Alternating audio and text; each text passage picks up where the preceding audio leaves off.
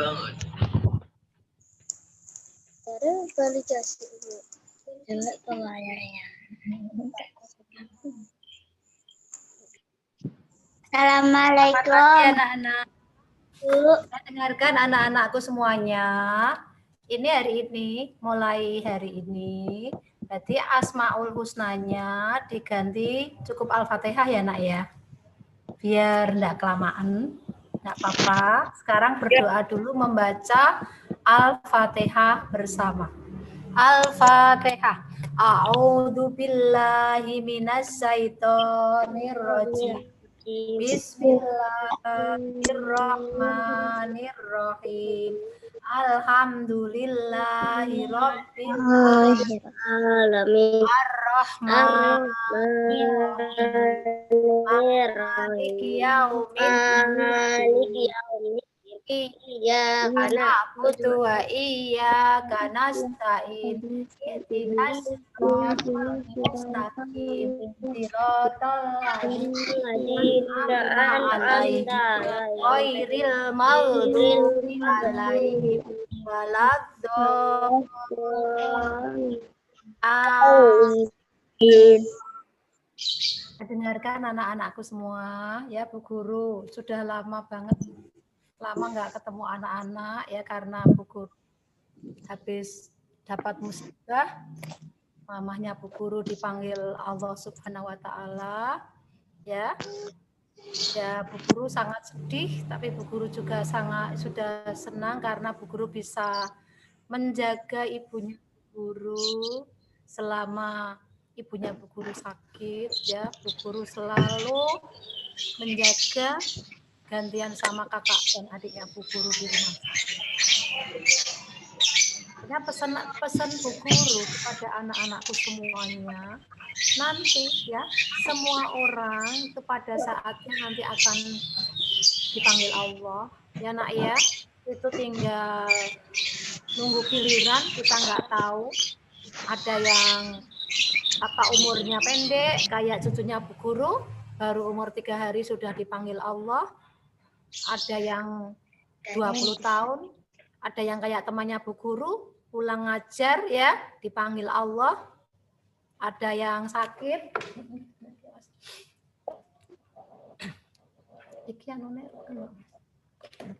Ada yang lewat sakit kayak mamahnya Bu Guru ya. Tapi Bu Guru bersyukur, Bu Guru selalu membacakan ayat suci Al-Qur'an kepada ibunya Bu Guru ya. Kakak adiknya Bu Guru kompak selalu menjaga dan membacakan ayat suci Al-Qur'an. Pesan Ibu Guru kepada anak-anakku semua ya. Kalian itu anak-anak yang soleh dan solihah. Jangan tinggalkan sholatnya. Ya anak-anak ya. Ayo tadi Arifin sholat enggak sayang? Arifin sholat ya. Delia sholat sayangku. Sholat alhamdulillah. Aulia sholat ya. Aulia sholat sayang. Sholat. Alhamdulillah. Damara juga ya nak ya. Jadi nanti ketika manusia itu sudah habis masa kontraknya dengan Allah, kita sudah dipanggil kayak mamahnya Bu Ulfa. Nanti itu pertama yang dipertanggungjawabkan di akhirat, di kubur itu adalah sholatnya. Ya nak ya. Jadi manusia itu kan nggak hidup selamanya. Manusia pada saatnya kontrak hidupnya sudah habis ya. Kita itu kan istilahnya kontrak hidup. Ada yang dijatah umurnya, ada yang 30, ada yang 20. Kalau seperti Nabi Muhammad itu umurnya 63. 63 itu berarti seperti Nabi Muhammad. Sekarang umurnya Bu Ulfa itu sudah 55. Kalau Bu Ulfa itu seperti Nabi Muhammad berarti 63. Ya. Nah, kalau mamahnya Bu Ulfa usianya 81 itu dapat bonus 18 tahun. Makanya pesan Bu Ulfa, mari kita selalu berbuat baik ya. bicara yang baik, sama orang tua bicara yang lemah lembut, tidak boleh pakai nada yang kencang-kencang. Jangan tinggalkan sholatnya. Karena apa? Nanti pertama kali yang akan dihisap setelah kontrak hidup kita habis itu adalah sholatnya. Lalu yang kedua, anak-anak tetap rajin mengaji. Ya nak ya, dengan kamu pintar mengaji itu nanti akan membantu di akhirat nanti. Makanya yang sudah pintar ngaji dilanjutkan. Setiap hari disempatkan anak-anak ngaji 1 lembar. Ya sayangku ya. Sekarang materinya kita buka. Yuk. Dibuka bukunya. Guru sampai ketinggalan ya. Sekarang itu sudah subtema 2. Berarti yang kemarin ketinggalan dipelajari sendiri. Sudah subtema 2 pembelajaran 1 tentang pekerjaan di dibuka halaman 50.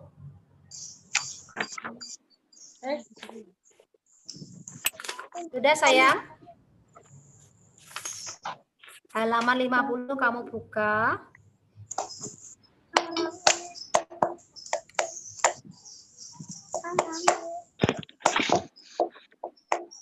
Itu ada bacaan tentang Pak Weli ya.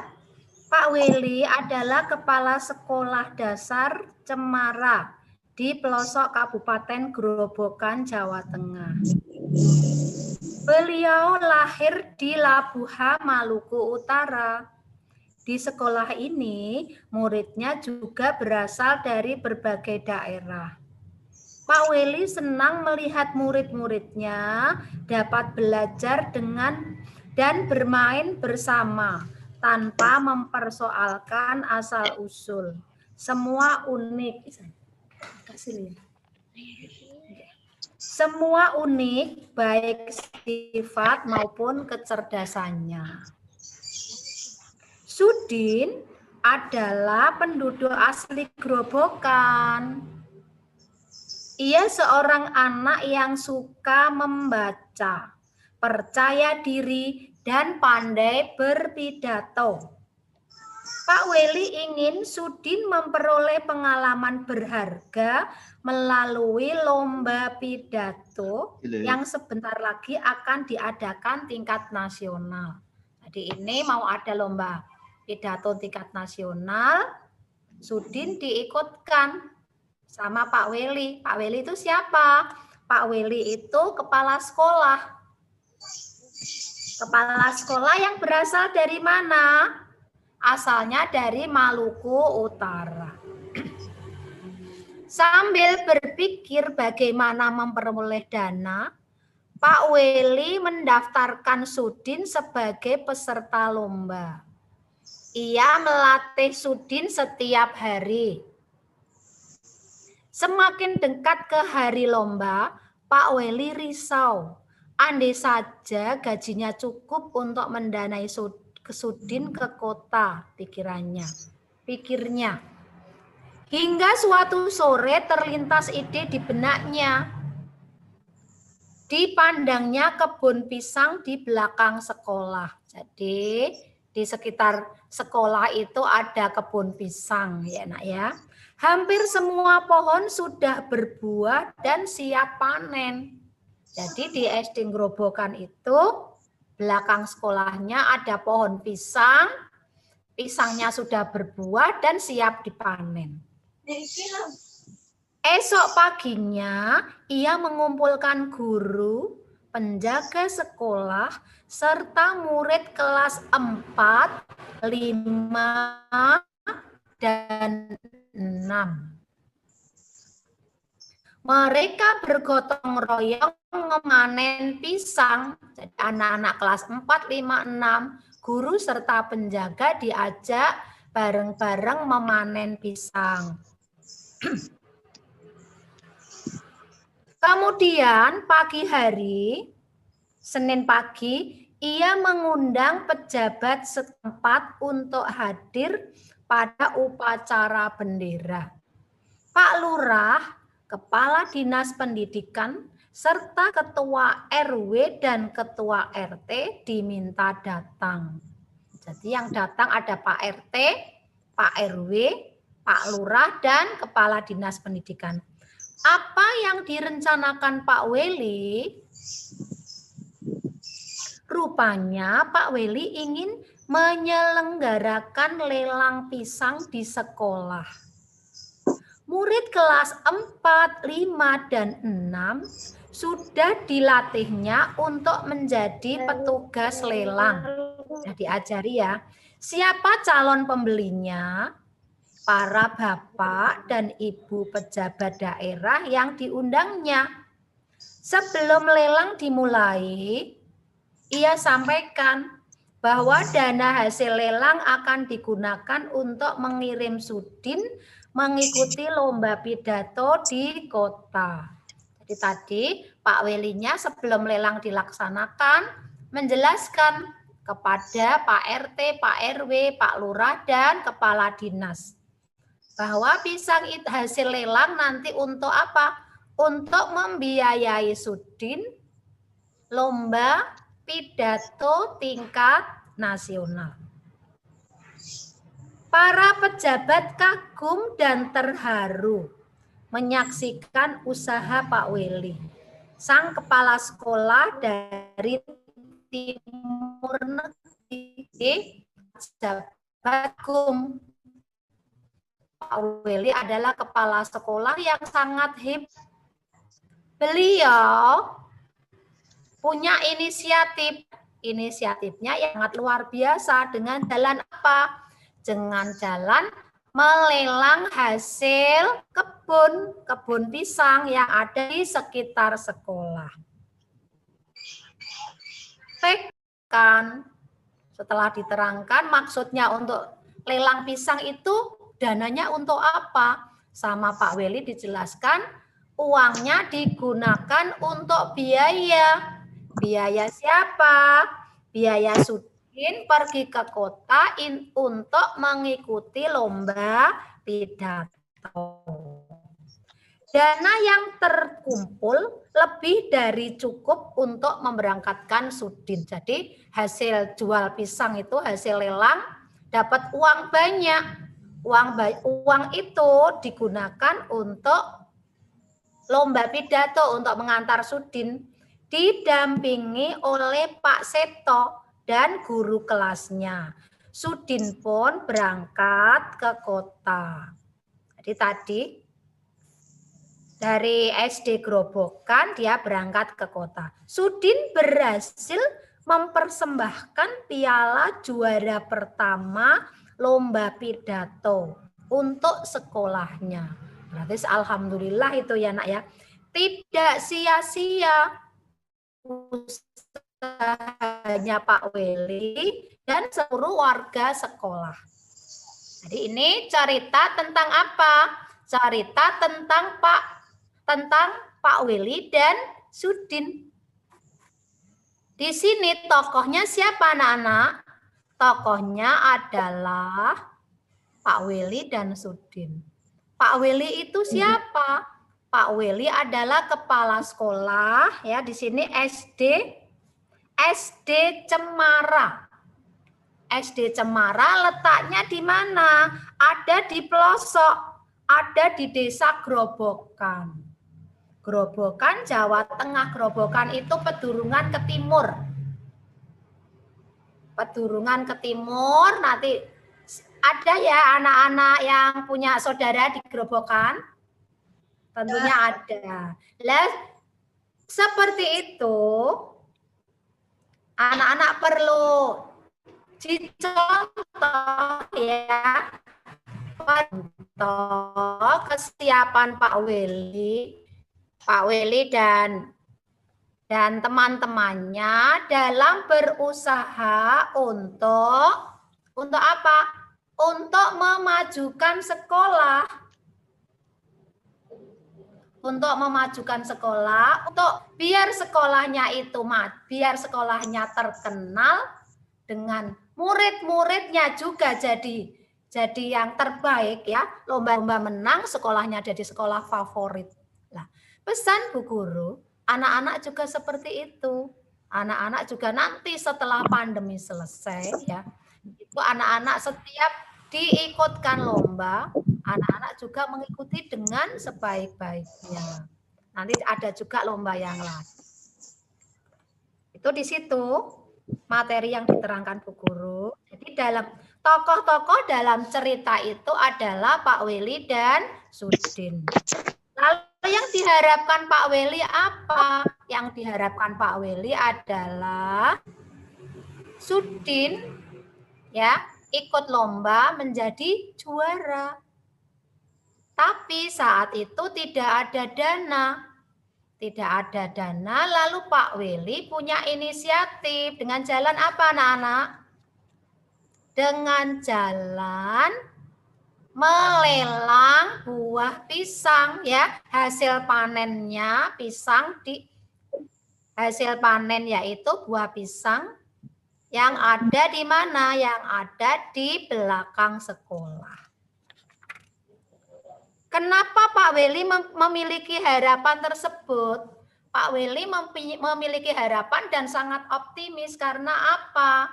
Karena Pak Weli memantau ya, mengamati kalau Sudin itu anak yang hebat.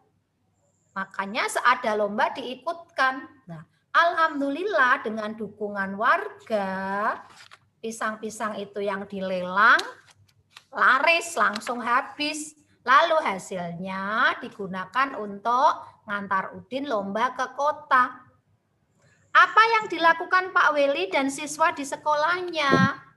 Pak Weli dan siswa di sekolahnya mengadakan lelang. Anak-anak sudah diajari ya cara mendaftar lelang.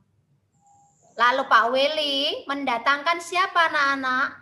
Pak Weli mendatangkan Pak RT, Pak RW, Pak Lurah, dan Kepala Dinas Pendidikan. Tokoh mana yang kamu sukai? Pilih ya, pilih mana? Ya, anak-anak, tokohnya baik semua. Pak Weli dan Sudin. Pak Weli seorang kepala sekolah yang sangat gigih, ya. Dia memperjuangkan biar sekolahnya jadi sekolah yang terbaik. Walaupun tidak ada dana, tapi ada hasil kebun, lalu dijual, dilelang. Alhamdulillah lelangnya itu cepat. Hasil lelangnya melebihi apa? Uangnya melebihi biaya untuk pergi ke kota. Nah, itu salah satu contoh bagaimana usaha sekolah untuk memajukan anak-anaknya. Nggak ada dana, jual hasil kebun. Sekarang kamu buka lagi. Oh, ini halaman 53. Ini berdiskusi.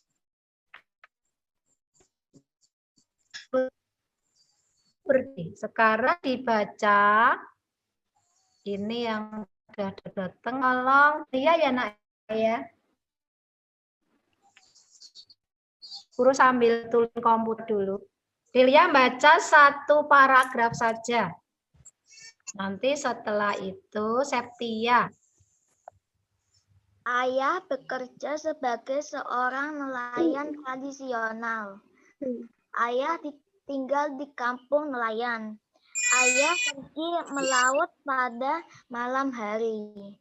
Ayah membawa sampan dan jaring untuk pergi layar.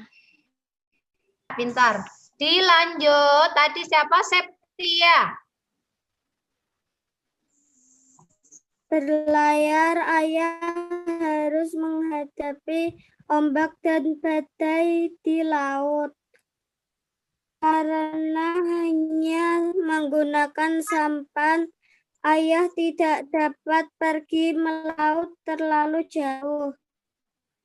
Tangkapan ikan ayah kadang banyak, kadang sedikit. Semua bergantung pada cuaca. Sampan ayah tidak bermesin. Ayah tidak perlu membeli bahan bakar. Ya, jadi ini itu paragraf yang kedua. Sekarang dilanjut yang cowok ya, Guru tak cari. Bentar.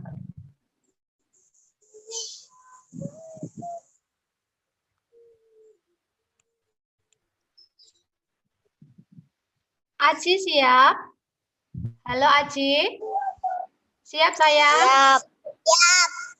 Iya, ini Bu Guru pakai komputer kelas, jadi suaramu bisa jelas Bu Guru. Sekarang paragraf yang ketiga, dibaca ya Nak ya?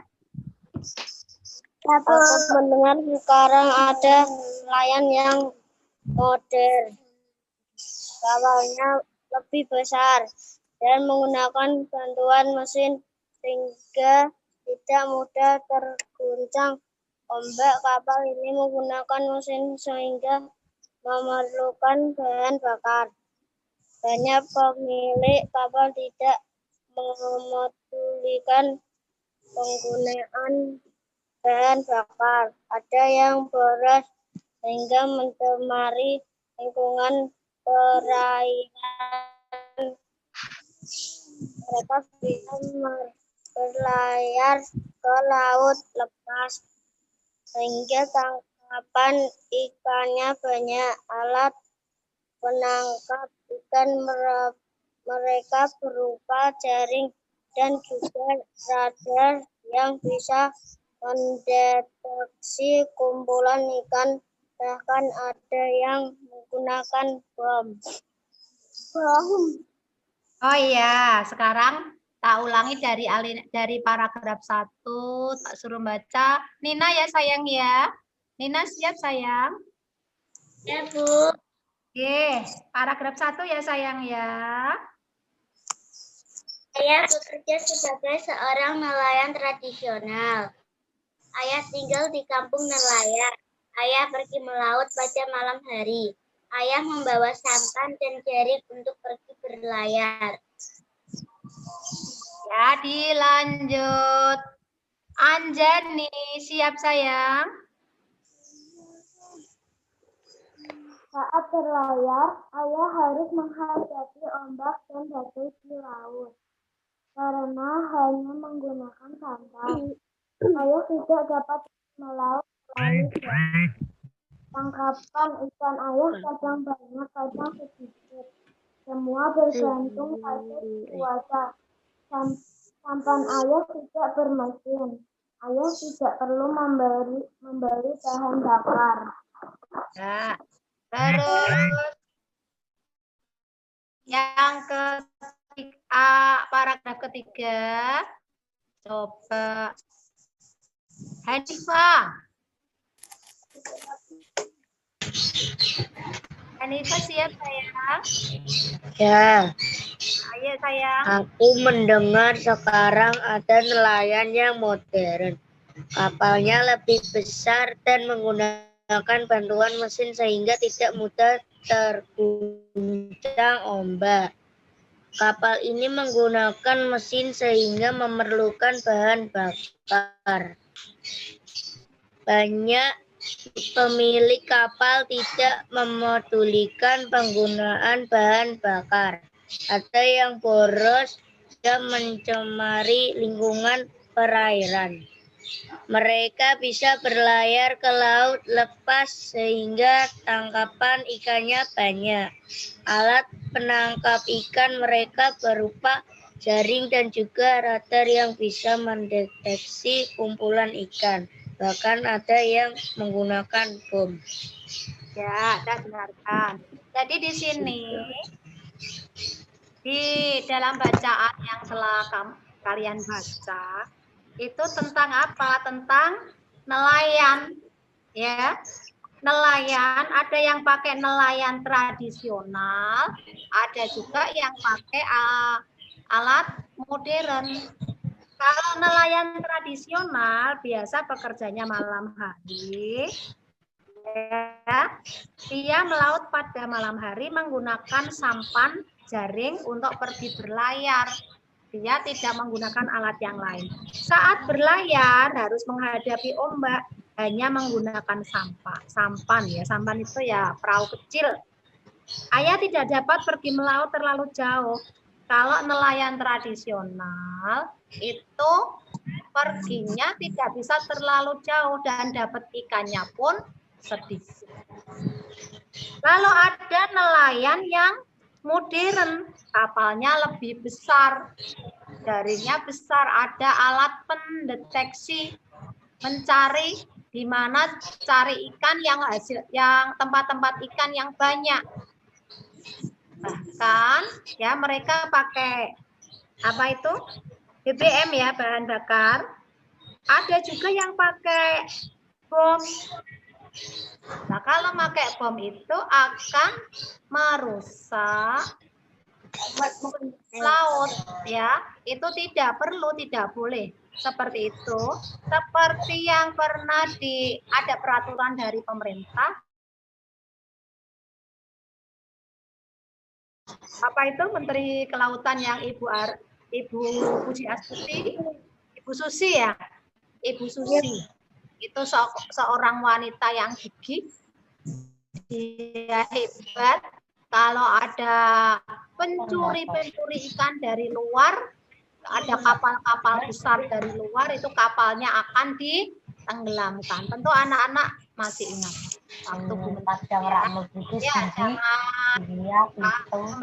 yang lalu.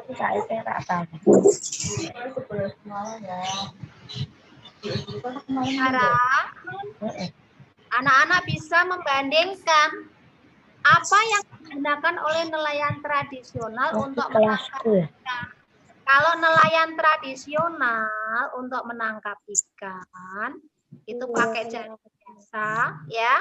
Terus dia menggunakannya kadang pakai kapalnya kecil, lalu tidak bisa mencari ikan sampai ke tengah-tengah laut. Terus dia juga rawan terkena ombak. Kalau ombaknya besar, itu akan ada kendala, dia tidak berani berlayar. Itu kayak Bu Ulfa, ingat waktu sekolah SMA, zaman dulu, itu Bu Guru itu di dekat pesisir pantai, dekat nelayan. Nah itu, kalau nelayan itu bekerjanya di tengah malam ya, malam hari. Lalu waktu subuh pulang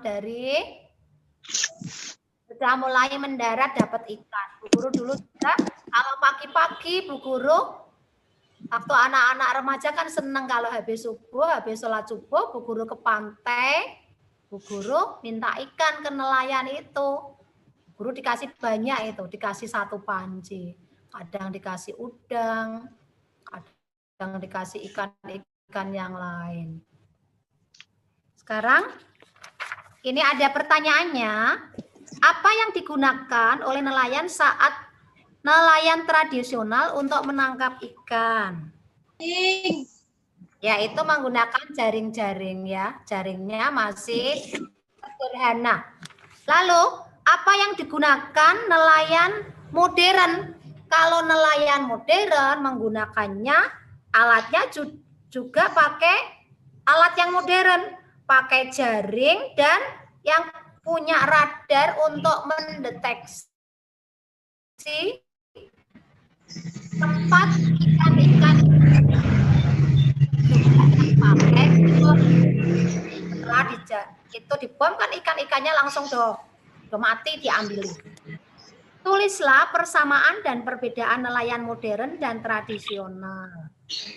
Nanti kamu disuruh nulis sama-sama pakai kapal, ya toh? Sama-sama kerjanya juga di malam hari. Perbedaannya kalau nelayan tradisional itu pakai jaringnya masih jaring biasa, tidak bisa sampai ke tengah laut ya, masih sedikit. Sedangkan modern itu sudah bisa mendeteksi di mana tempat ikan-ikan berkumpul. Kalau nelayan tradisional nggak tahu karena nggak pakai alat. Lalu pertanyaan, menurutmu apa yang akan terjadi dengan laut jika semua nelayan itu menggunakan perahu besar dan perlengkapan modern, ya ikan-ikan di laut akan habis. Karena apa? Itu dari ikan-ikan kecil itu akan terambil semua, nanti ekosistem laut akan rusak. Bagaimana seharusnya para nelayan mencari ikan supaya kelestarian ekosistem tetap terjaga? Ya, diberi undang-undang. Lalu tidak boleh ngambil ikan yang masih kecil-kecil. Misalnya kan waktu Bu Menteri itu, Bu Susi juga ada undang-undang. Tidak boleh mengambil anak ikan yang kecil-kecil, anak lobster nggak boleh, ya kan? Yang diambil ikan yang sudah besar-besar. Sekarang apakah kamu setuju? Apakah kamu setuju? Ambil ikan dengan cara di atas. Kamu pilih yang mana? Cara modern apa tradisional? Kalau Bu Guru ya boleh cara modern, asalkan tetap ada peraturan, ya. Tetap ada aturan, tidak boleh ngambil ikan-ikan yang masih kecil, tidak boleh pakai bom karena akan merusak ekosistem. Sekarang kamu buka halaman 56.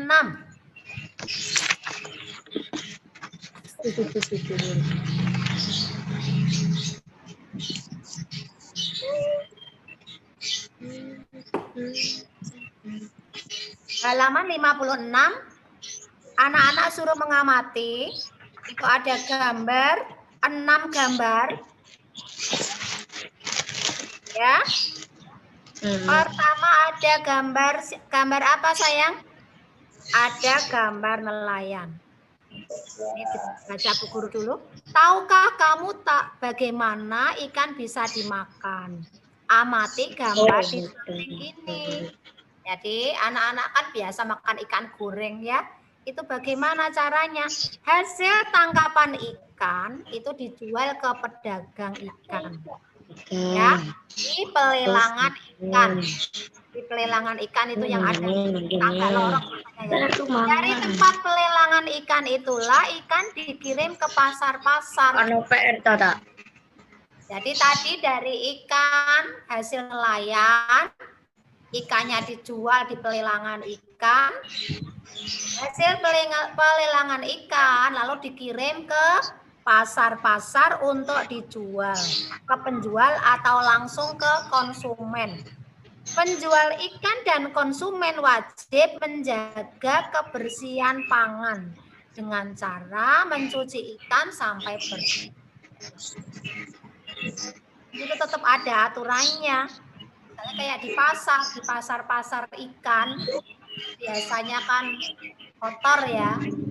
Itu harus ada peraturan. Tidak boleh membuang sampah sembarangan yang itu isi-isinya ikan itu. Jadi kalau Guru dan mama-mamamu beli ikan di pasar, kan sudah dibersihkan dulu. Bersihkan kotorannya, dalam-dalamannya. Lalu sampai rumah dicuci sampai bersih. Setelah dicuci baru digoreng. Digoreng. Terus dimakan. Ini ada gambar pertama.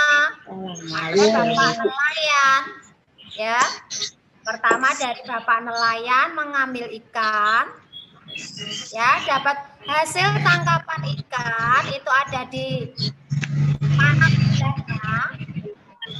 Itu pelelangan ikan. Di panah bawahnya, yang gambar mobil itu, mobil bak terbuka. Itu hasil lelang, dikirim ikan-ikan dikirim ke pasar. Ya kan? Lalu bawahnya penjual ikan.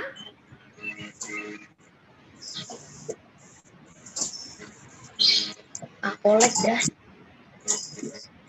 Punten Pak. Pakai HP sering.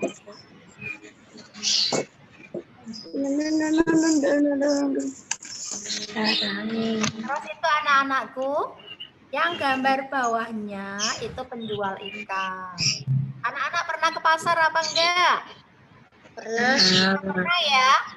Kalau Bu Guru waktu kecil itu sering kali diaji suruh mamanya Bu Guru. Bu Guru waktu kelas SMP, kelas SD aja udah pernah sering disuruh pergi belanja ke pasar. Kalau belanja pakai catatan, terus kalau beli di pasar harus ditawar. Anak-anak juga latihan seperti itu. Nanti pas mamanya ke pasar, dari libur bisa ikut. Nanti kalau pandeminya sudah selesai. Mau selesai. Nah, kalau musim pandemi seperti ini, ya kalau pergi keluar rumah, jangan lupa anak-anak tetap pakai apa, Nak? Pakai masker. Lalu tetap biasa jagalah kebersihan. Sering cuci tangan. Terus menjaga jarak. Menghindari kerumunan. Ini langsung tak lanjut ya Nak ya. Lanjut pembelajaran 2.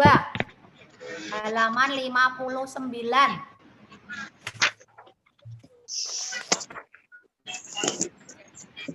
Ya sayang.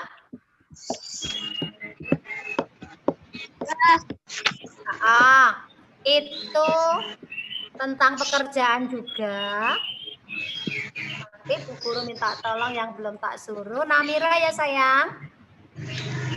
Nanti Bu Guru tak baca yang ada di lingkarannya dulu. Nanti Namira bisa melanjutkan yang paragraf 1. Pekerjaan apa yang paling baik?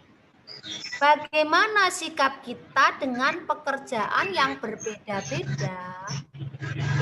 Pekerjaan orang kan tidak sama. Ada yang jadi guru kayak Bu Ulfa, ya. Ada yang jadi pengusaha, ada yang jadi dokter, ada yang jadi Pak Polisi, ya. Ada yang jadi perangkat, ada Pak Lurah, ada Pak Camat. Semua pekerjaan baik. Sekarang Bu Guru minta tolong Namira baca yang paragraf pertama. Pak Ade. Yang paragraf pertama.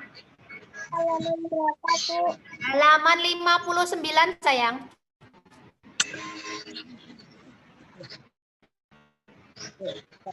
Pak Made adalah seorang pelukis. Lukisannya banyak dijual di galeri. Pak Made sering mendapatkan pesanan untuk melukis wajah dan bentuk lain. Ya, terus.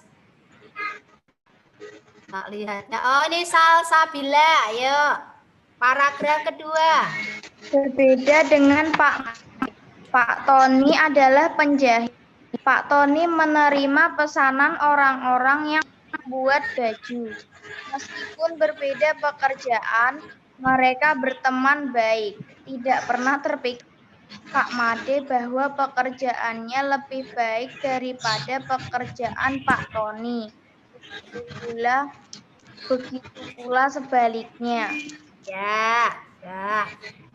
Nanti ini dibahas dulu ya, Bu Guru dulu. 2 paragraf. Pak Made seorang pelukis, ya. Lukisannya banyak dijual di galeri. Pak Made sering mendapatkan pesanan untuk melukis wajah atau bentuk-bentuk lain. Ini pekerjaannya Pak Made adalah pelukis. Lalu Pak Tony pekerjaannya adalah penjahit. Meskipun berbeda-beda pekerjaan, mereka berteman baik. Tidak pernah terpikir oleh Pak Made bahwa pekerjaannya lebih baik dari pekerjaan Pak Tony. Begitu juga sebaliknya. Jadi kedua orang itu sama-sama baik. Sekarang dilanjut. Hari ini.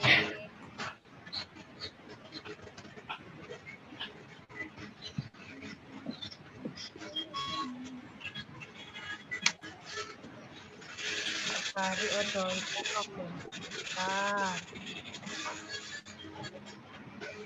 sekarang Siva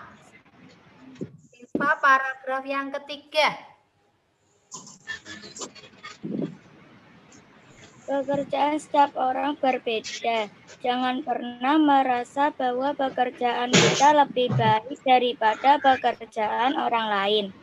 Tiap pekerjaan sama. Yang penting memberikan manfaat bagi orang lain. Sudah nak, sampai situ saja. Jadi pekerjaan setiap orang berbeda-beda seperti yang sudah dijelaskan Bu Guru tadi. Ada pelukis, ada penjahit, ada guru.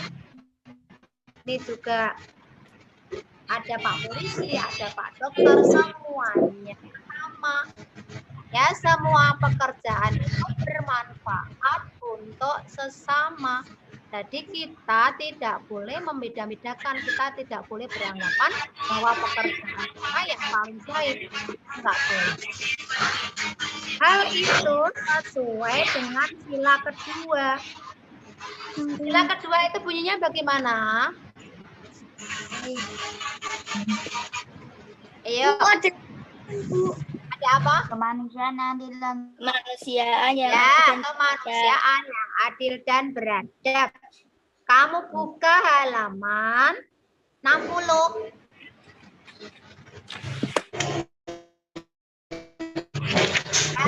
Kita tolong jangan marah. Kamu baca itu ada gambar mata rantai berbentuk segi 4. Baca sayang. Halaman 60 sayang. Mata rantai berbentuk lingkaran melambangkan mata rantai saling berkaitan melambangkan hubungan manusia satu dengan yang lainnya yang perlu bersatu dan saling membantu sehingga menjadi kuat seperti rantai. Ya, jadi kita ulangi. Mata rantai berbentuk segi 4 melambangkan laki-laki. Jadi itu yang mata rantai kan ada segi 4 dan lingkaran. Mata rantai yang berbentuk lingkaran melambangkan perempuan. Jadi mata rantai yang saling berkaitan, lingkaran dan segi 4 itu saling berkaitan, melambangkan bahwa manusia satu dengan yang lain harus bersatu, saling membantu sehingga menjadi kuat seperti ini. Jadi antara ada laki-laki dan perempuan bersatu, tidak boleh saling membeda-bedakan. Ada peribahasa bersatu kita menuh, bercerai kita runtuh. Makanya kita harus saling bersatu. Di sini simbol rantai, simbol sila kedua itu apa nak? Adalah mata rantai. Mata rantai berbentuk lingkaran dan segi 4. Segi 4 melambangkan laki-laki, lingkaran melambangkan perempuan. Lalu antara rantai segi 4 dan lingkaran saling berkaitan. Melambangkan bahwa kita laki-laki dan perempuan harus bersatu. Tidak boleh membedakan. Misalnya kayak di guru di sekolah juga ada Pak Guru dan Bu Guru. Di kelas kayak anak semua, ada juga anak-anak laki-laki dan anak-anak perempuan. Tidak boleh saling mengejek. Kita dari laki-laki dan perempuan sama saja, tetap harus bersatu. Saya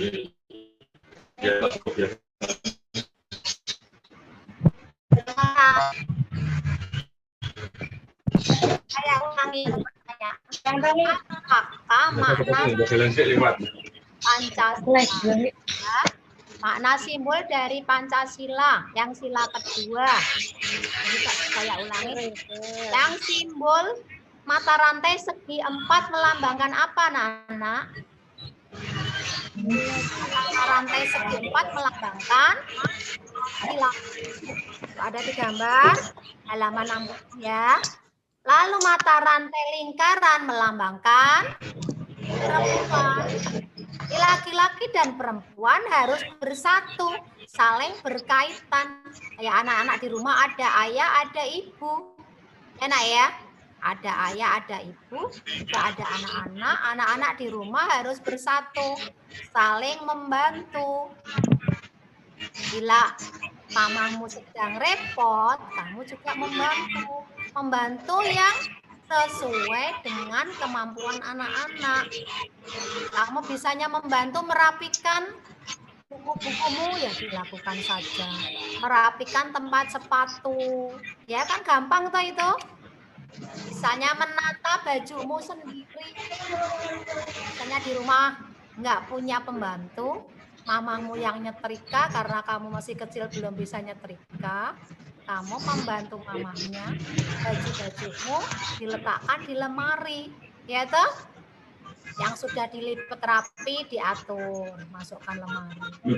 Yang sudah digantung, kamu yang masukkan di lemari gantungan. Jadi jangan semuanya mama dan papa, ya, biar pekerjaannya berjalan dengan lancar, aktivitas di rumah lancar. Di keluarga itu harus saling bergotong royong. Kayak simbolnya sila kedua itu saling berkaitan mata rantai antara rantai yang segi 4 dan lingkaran. Itu maksudnya harus saling membantu sehingga menjadi kuat. Kalau salah satu aja tidak mau membantu ya jadi lemah. Misalnya di rumah yang satu males-malesan, tinggal ibu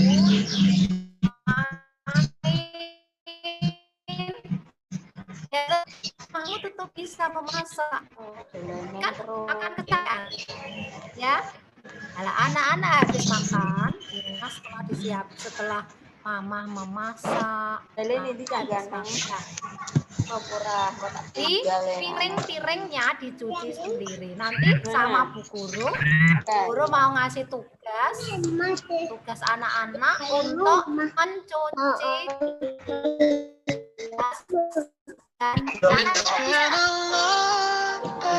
saya nanti anak-anak mencuci gelas dan piring tempat cucian piring untuk kakakmu atau mamamu kirim fotonya itu untuk nilai praktek ya, praktek pembantu ibu di rumah. Gampang. Yang sedikit nggak usah nyuci, yang panci-panci besar kamu belum bersih. Kamu tugasnya cuma nyuci gelas, piring dan piringku yang habis kamu pakai untuk makan. Biasa nyuci piring? Delia bisa? Pernah nyuci piring bisa? Iya. Nanti akan menilai, Bu Guru tahu anak-anak yang sudah biasa nyuci piring atau belum biasa, semuanya dapat nilai. Itu kalau anak-anak sudah terbiasa nyuci piring, nyuci gelas, itu tangannya mesti kelihatan, ya, akan kelihatan lemes, tidak kaku. Nanti jadi tugasnya setelah di rumah ada orang yang memfoto kamu gelas, nggak usah di video, foto aja kamu caranya. Ada berapa ngambil nyuci pakai pertama kamu cara nyuci kamu siram air dulu Iya Ora toh? ngerti gua apa ini Setelah bapak disiram ngono. air biar minyaknya turun, baru dikasih sabun. Sabunnya ngambil spon di tempat sabun, lalu kamu sampai bersih, sampai rata itu, terus dibilas air. Kamu bau dulu, itu masih amis apa enggak? Kalau sudah enggak, berarti itu sudah bersih. Tapi kalau masih amis karena bekas makan ikan, ya kamu sabuni. Seperti itu ya nak ya. Sekarang langsung ini ada gambar halaman 61.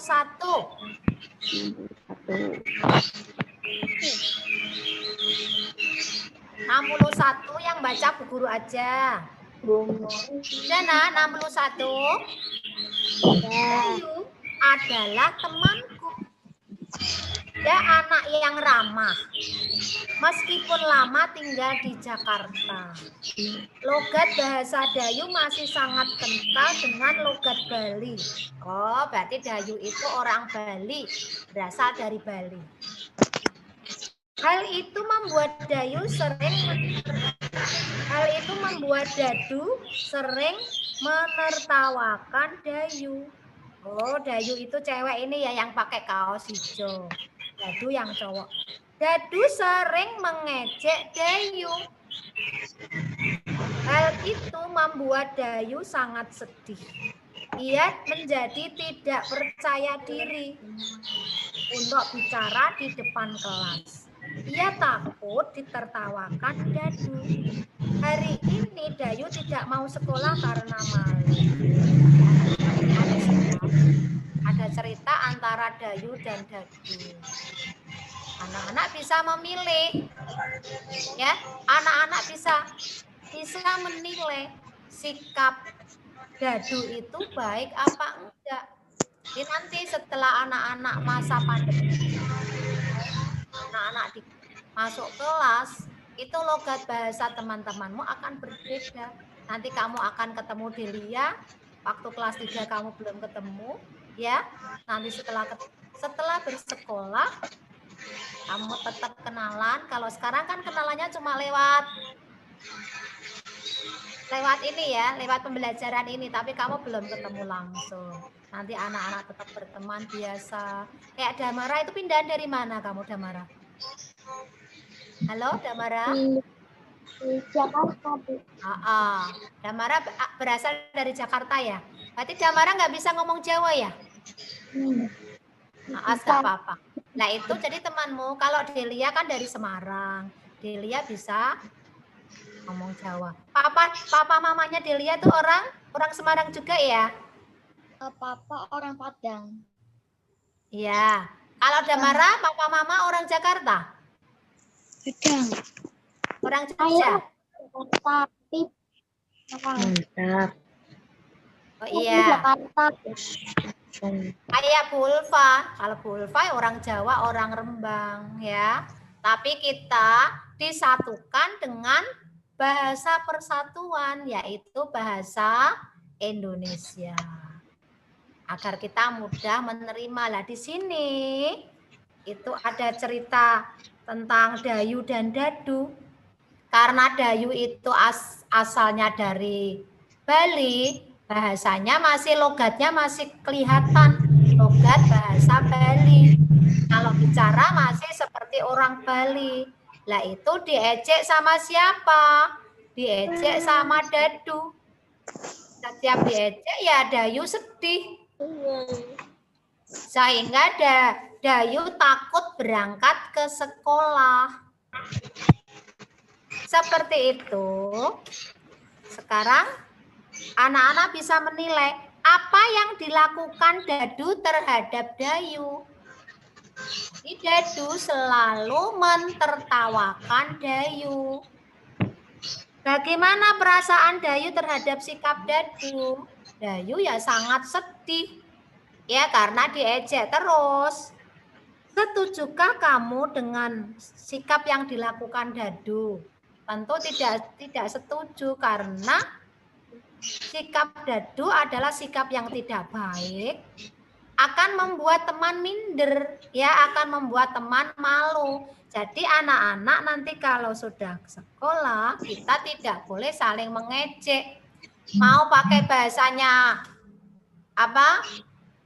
Bahasa asli Bali, masih bahasanya logat Bali, mau logat Betawi, logat Jawa. Dari Jawa pun beda-beda. Kalau asalnya dari Jogja, orangnya halus, logatnya lebih halus. Kalau dari kayak Bu Guru itu Rembang, pesisir pantai agak keras. Terus apa sikap yang dilakukan Dadu sesuai dengan sila kedua? Jadi ya tidak sesuai karena dia menghina teman. Mengejek orang lain artinya menganggap dirinya lebih baik dari orang lain. Hal itu sangat bertentangan dengan sila kedua, bahwa setiap orang setara. Ejekan Dadu tidak beradab. Jadi kalau mengejek teman itu bertentangan dengan sila kedua. Itu enggak boleh. Sesama teman harus saling rukun. Bahasanya logatnya mau logatnya logat Jawa, mau logat Madura, ya, mau logat Madura, mau logat Bali, kita tetap bisa menyesuaikan, tidak boleh saling mengejek. Jadi materinya hari ini yang PPKN itu tentang sila kedua, artinya dari rantai sila kedua, rantainya ada lingkaran dan segi 4, ya toh? Segi 4 menggambar laki-laki, rantai lingkaran menggambarkan perempuan. Kenapa di Pancasila itu rantainya berkaitan secara kencang, dihubungkan, melambangkan bahwa laki-laki dan perempuan harus bersatu biar semuanya jadi kuat. Harus saling membantu kayak anak-anak di rumah yang punya kakak cowok dan punya adik cewek juga harus bersatu, tidak boleh saling mengejek. Yang kakaknya harus menyayangi adiknya. Biasanya adiknya yang belum bicaranya belum cetok, punya adik yang kecil, ya kamu harus sayang, tidak boleh mengejek. Karena mengejek bertentangan dengan sila kedua. Bertentangan dengan sila kedua yang berbunyi apa? Kemanusiaan yang adil dan beradab. Jadi pesan Bu Ulfa, anak-anak kalau punya teman dipanggil ya namanya, ya panggil namanya, halo Delia, panggil Jangan namanya. bapaknya. Kadang kan ada dipakai ejekan, dipanggil nama ayahnya, itu enggak boleh, ya. Bertentangan dengan sila kedua. Di aturan agama pun juga sudah diajarkan yang sopan. Ya toh? Di situ di agama juga sudah diajarkan kamu ada malaikat panah, ada malaikat rokib dan yang selalu ada di pundak kanan kirimu. Gerakanmu 24 jam itu selalu diintai, selalu diikuti oleh malaikat rokib dan atid. Tapi anak-anak nggak perlu takut, yang penting kita selalu berbuat baik. Kamu di rumah berbuat baik, ya, patuh sama mamahnya. Kamu rajin sholat, sholatnya 5 waktu. Yang masih males-malesan, itu mulai dibuang malesnya. Karena males itu adalah ajakan setan. Nanti akan kalah dengan setan. Kalau kamu males, setannya seneng, ya. Wah asik ini, ayo. Nanti kalau sudah mulai belajar, Bu Guru punya film-film yang apa itu? Film. Ajakan-ajakan setan. Biasanya ajakan-ajakan setan itu untuk menyesatkan manusia. Anak-anak enak-enak tidur, ayo wes tidur aja Arifin. Kamu masih ngantuk, nggak usah bangun, nggak usah sholat subuh gitu. Kamu nurut. Terus pala gulingnya dipegang, dimeluk guling. masih ngantuk, nggak usah sholat. Nah, kamu guling angkler tidur terus di ruang AC. Kamu dengar adzan, ya toh? Ada kalau sholat subuh kan ada as-sholatu khairum minan naum. Sholat lebih baik daripada tidur. Itu artinya kamu dibangunkan. Jangan tidur terus, bangun. Nah itu kamu bangun. Keturun apa iso? Selama kamu masih hidup, ya patuhi aturan-aturan yang sudah berlaku, aturan agama, kamu perintah kewajibanmu sholat 5 waktu jangan ditinggalkan. Nanti kalau sudah kontrak hidupnya sudah habis, seperti mamahnya Bu Guru, ya itu nanti sudah nggak bisa lagi. Nanti di Al-Quran juga dijelaskan banyak sekali yang ada orang-orang yang sudah meninggal, disiksa kubur, itu mereka menyesal. Mereka menyesal minta kepada Allah, ya Allah hidupkan aku lagi ya Allah. Nanti kalau aku sudah bisa hidup lagi, saya akan sholat 5 waktu. Saya akan ngaji. Saya akan patuh sama bapak, sama ayah ibu. Ya udah nggak bisa. Orang yang sudah meninggal nggak bisa hidup lagi. Makanya Bu Guru tidak bosan-bosan. Bu Guru sayang sekali kepada murid-muridnya. Karena murid-muridnya Bu Ulfa adalah apa? Adalah anaknya Bu Ulfa. Ya toh? Bu Ulfa mengajak, sayang banget sama anak-anak, mengajak anak-anak pelajarannya pinter, juga patuh agama. Sholat tidak boleh ditinggalkan. Ya, karena apa? Nanti sholat itu yang akan dihisab pertama kali. Ya, tanggung jawab pertama kali yang akan dihisab itu adalah sholatnya. Dan ngajinya orang Islam juga harus belajar ngaji. Ngajinya diusahakan tiap hari mengaji. Ada di musola atau di masjid-masjid biasanya ada kegiatan ngaji, kamu ikut. Itu kan tetap pakai jaga jarak. Kalau kamu belajar di rumah bisa panggil guru ngaji. Bisa yang sampai jilid, yang masih jilid 1, 2, dan 3 tetap dilanjutkan. Yang sudah bisa juz 1, juz 2 dilanjutkan. Ya. Kalau anak-anak mengaji 1 huruf aja itu udah 10 kebaikan. Ya. Kamu ngaji apalagi 1 halaman itu berapa huruf? Pahalanya banyak banget. Nah, pahala itu untuk bekalmu di akhir nanti. Karena manusia itu tidak akan hidup selamanya. Manusia itu kalau kontrak hidup sudah habis, kita akan dipanggil Allah kayak mamahnya Bu Guru. Sudah nggak bisa hidup lagi. Tinggal 3 amal yang tidak akan putus. Ya. Pertama apa? Amal jariah. Amal jariah kayak anak-anak, amal jariah ke sekolahan, ke masjid, ya. Seperti ini, seperti kelasmu jadi bagus, itu amal jariahnya dari papa mamahmu, ya. Ada yang memasang selama gedung ini belum rusak, masih digunakan terus, amal jariahnya akan pahalanya akan mengalir terus, ya. Papamu akan dapat pahala terus. Yang sudah berpartisipasi, ikut membantu masang wallpaper, masang kipas angin, yang sudah di sini. Ada yang lain-lain banyak sekali yang dulu itu lembur bersama Bu Guru, amalnya masih jalan. Lalu anak yang soleh, kayak anak-anak semuanya, anak yang soleh, anak yang rajin sholat, ya, habis sholat selalu mendoakan orang tuamu, mendoakan agar doanya bagaimana? Allahumma gfirli wali walidayya warhamhuma kama rabbayani shaghira.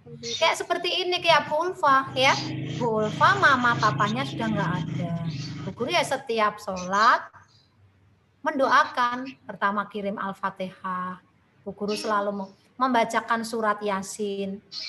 Terus berdoa. Kalau orang yang sudah meninggal, itu sudah yang diharapkan cuma amalnya yang tidak putus, amalnya anak yang soleh, ya nak ya. Sekarang materinya tentang halaman 63, luas persegi, ya. Kan? Kalau yang minggu lalu guru sudah nerangkan tentang persegi atau bujur sangkar, luasnya itu sisi kali sisi. Yang sekarang itu adalah persegi panjang. Persegi panjang luasnya adalah panjang kali lebar. Ya.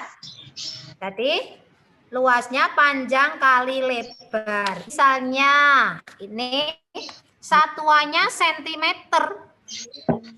Misalnya ini yang Bu Guru membuat, misalnya ada bangun persegi panjang yang panjangnya 10 cm ya, sentimeter, lebarnya 6 cm. Luasnya adalah 10 cm kali 6 cm. 10 kali 6. Ada berapa? Ada 60 cm. Jadi kalau persegi panjang, luasnya panjang kali lebar.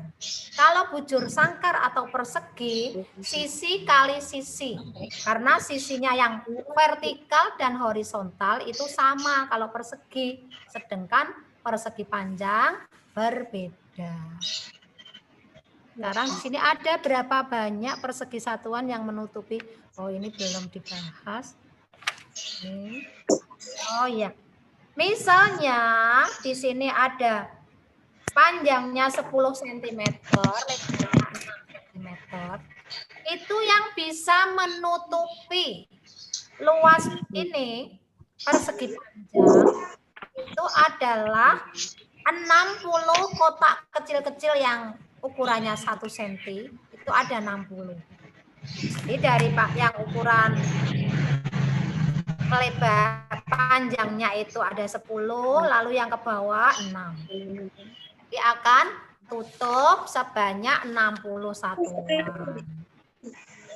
Sekarang ada berapa persegi satuan yang menutupi panjangnya? Jadi tadi panjangnya ada 10, lebarnya 6. Nah, kalau sekarang tak ganti, panjangnya ada 11 cm. Ya, misalnya panjangnya 11, lebarnya 5, 11 kali 5. Ya, jadi yang menutupi panjangnya itu ada 11 kotak kecil-kecil, ya. Lalu lebarnya ada 5. Luasnya jadi ada 55. Kalau persegi panjang yang panjangnya 11 cm,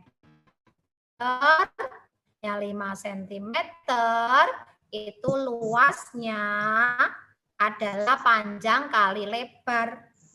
Jadi 11 cm kali 5 cm. Ada 55 cm. Sekarang kamu lihat yang halaman 65. Nanti soalnya dibuatkan Bu Guru. Luas persegi panjang. Ya, di situ ada panjangnya 7 cm. Lalu lebarnya 5 cm. Luasnya akan 7 kali 5. Jadi, luasnya ada 35.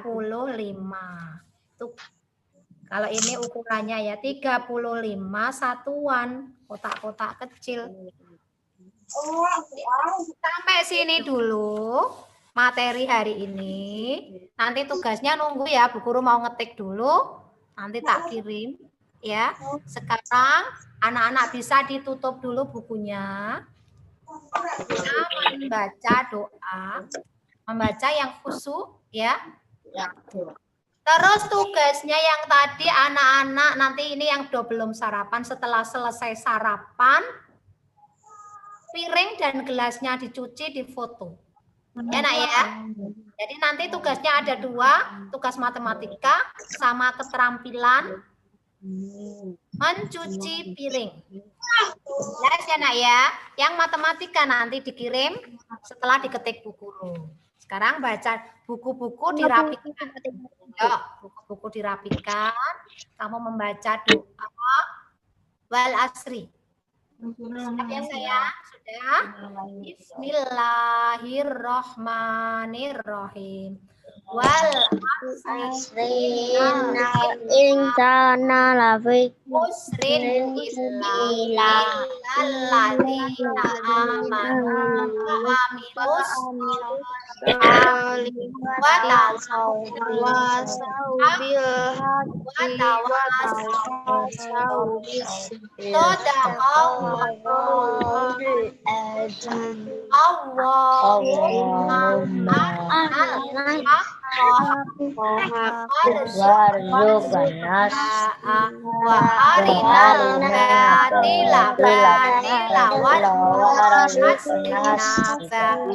Amin. Assalamualaikum warahmatullahi wabarakatuh.